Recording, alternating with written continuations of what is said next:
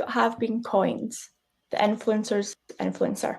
Right. You've sort of created this whole industry that is a huge part of culture now, right?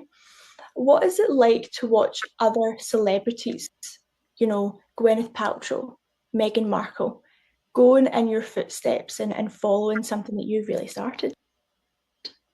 I don't mind. Good luck. And Gwyneth's been very successful, by the way. I think she's created quite an interesting body of businesses. She's admired. She's a fantastic. She won an Oscar, for heaven's sake, as an actress. She's pretty powerful. Meghan, I don't really know very well, and I hope she knows what she's talking about. Authenticity to me is everything. And to be authentic and knowledgeable about your subject matter is extremely important. Well. Hello, everyone. It is 1:00 a.m. in California. I hope you all are having a wonderful day. Listen, I didn't know anything about this until about an hour ago. And when I got online, as you can see, it is posted everywhere. They are talking about this. This is the talk on the internet. And do you want to know why they're talking about this? I'll fill you in. Dutchies, y'all won't believe this. Why are we getting an as ever drop next week? I was just looking through my email and they sent out an email saying that the 2024 rosé is dropping next week. Like, what? So apparently the rosé that dropped earlier this month was the 2023 version. Well, now the 2024 is ready and it's going to drop next week. She did not say what day or time, but y'all know that I will be on it and I will come back here and report exactly the date and time that it's supposed to go on sale. So everybody that did not get their rosé in that first ever drop, now is your chance. So you're going to have to mark your calendars and set your clock so y'all can get y'all case. I assume that she's going to do the 3-6-12 again. So be ready. And I know that it will be priced to where we can afford it. It'll probably be around $30 a bottle again. So y'all get on it. They have gotten so many raving reviews. 10 out of 10, the best that they've ever tasted rosé. So now they're bringing it back. And I am so excited about this. I am excited also, and everything she said was the truth. Now, I saw the video. I looked at the video multiple times of Martha talking about Gwyneth Paltrow and talking about Megan Sussex. And for me, I believe that the video was manipulated. I really do, because it just doesn't make sense for Martha when the lady asked Martha the question about Gwyneth Paltrow and Meghan following in her footsteps, why would Martha say, that Gwyneth she's admired, she won an Oscar, she's very successful, she's got a huge body of businesses, and then go on to say something like, I don't really know Meghan. And then she talked about authenticity, and then she said that she hopes that Meghan is knowledgeable about her subject. She said that's extremely important. That is shade, baby. That is shade. And for Martha to say that she doesn't really know Meghan, but went on to talk negatively about Meghan, knowing who Meghan is, because don't be fooled by what Martha said. Martha is fully aware of who Meghan is. They asked her the same question last year. I'll let you hear it. Meghan Markle has said that she wants to become a brand like Martha Stewart. I want to be like Martha, she said. I just read that today. Well, you and I are reading the same sources. Well, I'm flattered. Give her the advice if she wants to do this. I'm flattered, and produce good products with that work and will help the homemaker have a nicer life. And that's what it's all about. So Martha, if you're flattered, why would you shade her? I don't understand why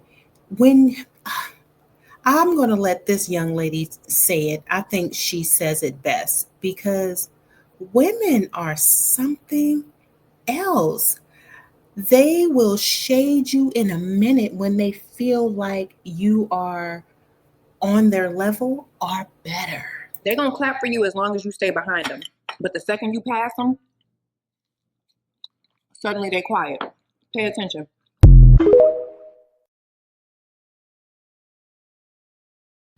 And when they're not quiet, they are shading you.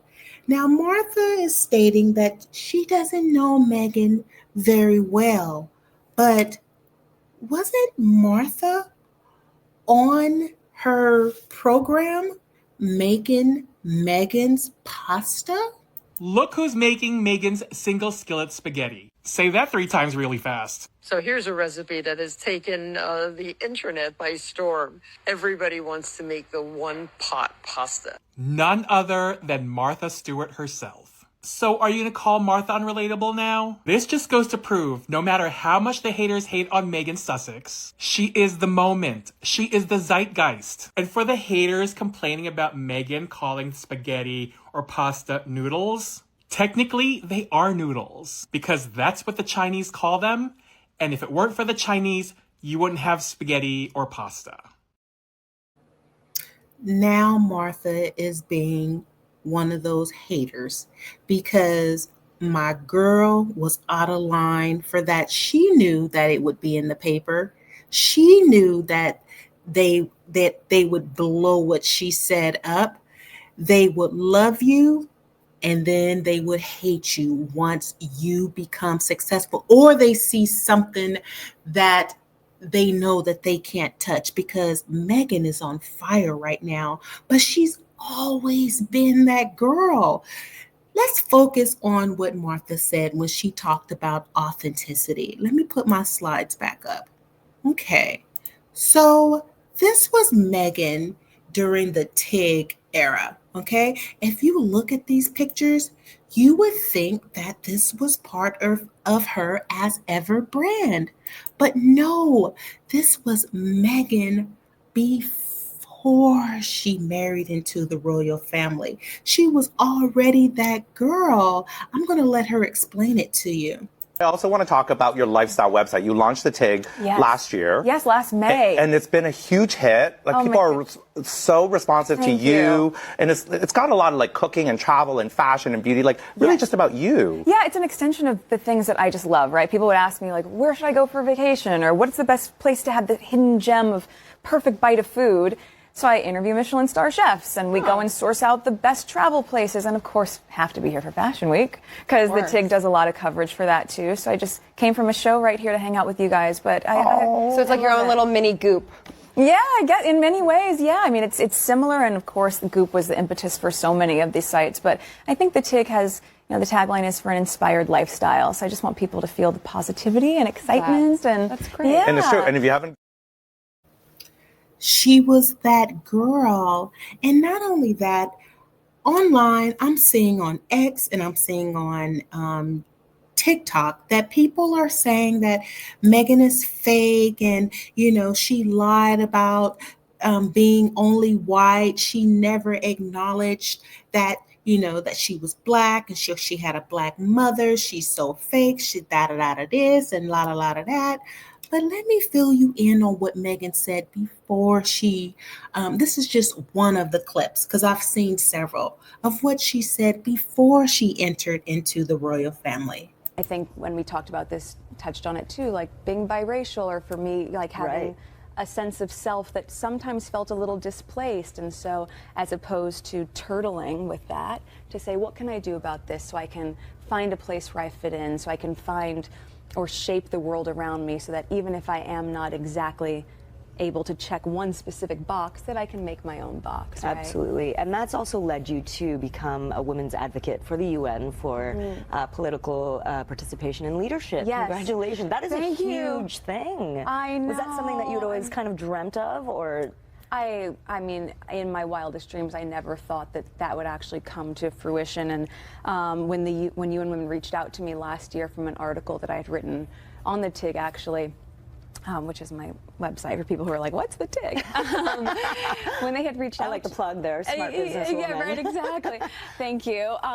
When they had reached out to me about it, I really was able to now maximize that opportunity. I asked them if I could go and intern at the UN headquarters, and they said, well, I don't think anyone's ever really asked us that. But they were able to get me the clearance, and I did. And, amazing. And yeah, just talk about a game changer. It's been pretty spectacular this past year. So what is the one message that you really want young women and women in general to just, you know, really focus on as they navigate through life? Yeah, I think there are a couple things, you know, for me, and I remind myself and my friends of that as well, is that, A, we just need to be kinder to ourselves, truly. You know, if we treated ourselves the way we do our best friend. Yeah, or our dogs. Yeah, or our dogs.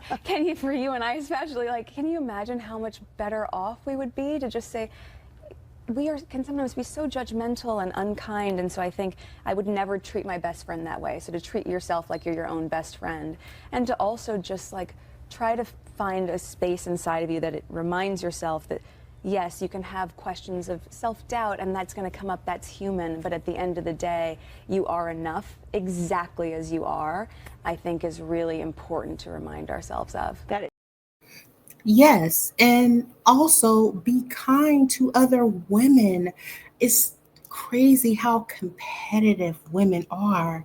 They don't need to. You don't need to tear a woman down just because you feel that she is, I don't know, or she's approaching your level, or she has exceeded your level, and you just, I don't get it. I see this in my workplace.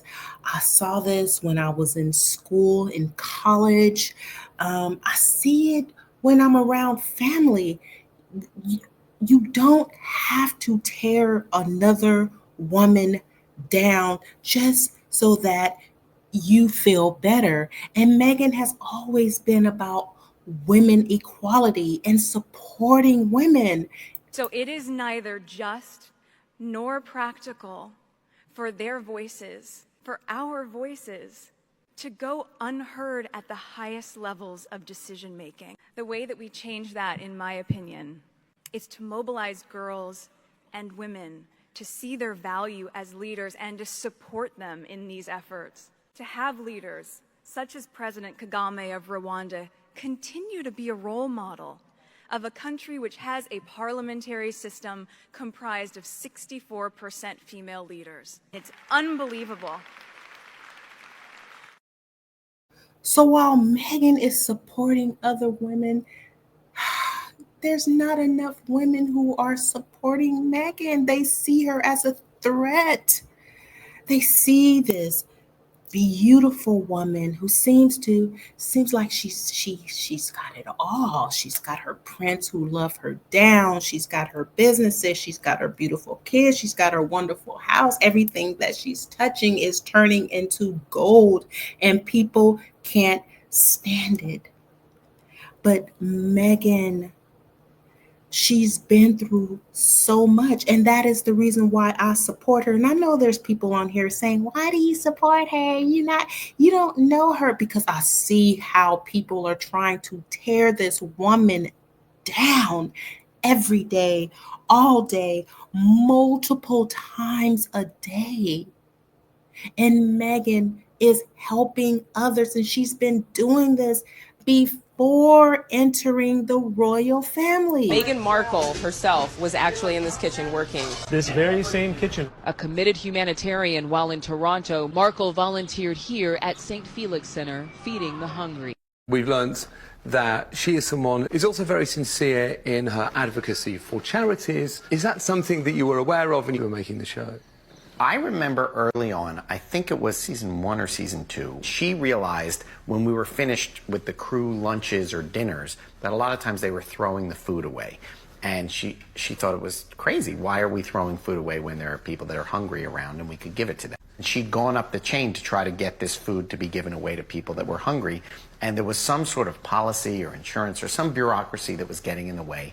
And Meghan, this kind of sums up Meghan. She sees a problem. There's some sort of impediment to it that doesn't really make sense. She decides this impediment is harming people that are hungry from getting food. And I don't know how she did it, but the next thing you knew, we gave the food away to the hungry people. So all you have to do is do your research. Do your research. And that's the reason why Martha is on Meghan like that, because she's done her research. Come on now. She's done her research. She's fully aware of who Meghan is. But let's talk about authenticity. When we're talking about Martha Stewart, Martha, girl, this is so authentic. You and Snoop Dogg. Yeah. You say, you call it, I guess you guys are really close friends, but how many other Black women, let's say women, you hang out with? And throughout your career, how many Black men and women has Martha been this close to? Snoop Dogg? Come on now. And let's continue. Let's stay on the authenticity. Snoop was the first rapper I had on my show, my CBS Daily show. And I loved rap. So I invited Snoop, he came. I had other rappers on over the years, and we kind of hit it off. He baked brownies for me. They were delicious. You made brownies? Mm-hmm. Wow. Oh, we're already working on something 2 years hence, and we've done a lot of work together on various projects. The last big. Martha is into rap. She loves rap. She's had multiple rap artists on her show. That is so authentic, because this is not the same woman I saw in the 90s, in the early 2000s. Who is this new woman? Who is this authentic woman? And now she's doing Sports Illustrated, where she's showing cleavage. She's throwing up her leg with a little lingerie. She's showing a little butt cheek. This is so authentic, Martha. Thank you for staying true to yourself. Have a good day, everyone.